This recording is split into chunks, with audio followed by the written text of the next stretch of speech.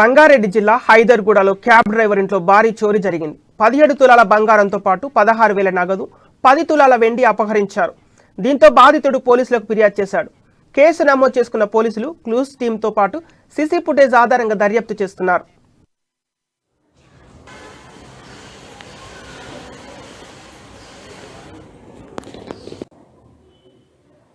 బయట మనం చూసి వచ్చినట్టు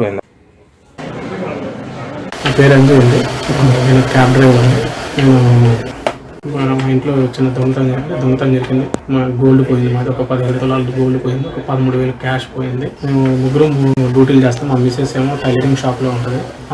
8:50 ఆ మధ్యలో ఇంటికి వచ్చింది. ఇంటికి వచ్చి చూడగానే బీరువా తలుపు తీసుకుంది, బీరువా పగలగొట్టింది. నేను కూడా అదే సమయంలో ఇంక డ్యూటీకి వచ్చాను. డ్యూటీ నుంచి ఇంటికి వస్తున్నా మాకు ఫోన్ తొందరగా ఇంటికి రమ్మంటే వస్తే ఇంకా అప్పులకు ఇవన్నీ పగలగొట్టేసి ఉన్నాయి. ఎక్కడెక్కడ సామాన్లు ఉన్నాయి. తర్వాత వెంటనే 100కి డైల్ చేసి సీసీ కెమెరాలు ఏమి లేకుండా